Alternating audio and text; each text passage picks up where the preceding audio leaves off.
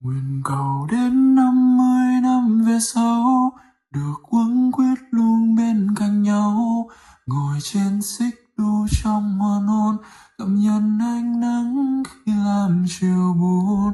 Gió la đà nhẹ nhàng lướt qua, sóng xuôi dòng lãng đãng về xa. Hàn huyên những ngày thơ khi xưa, thật ta mới có nhau đón đưa. Nguyện cầu đến 50 năm về sau, được gắn bó không xa rời nhau.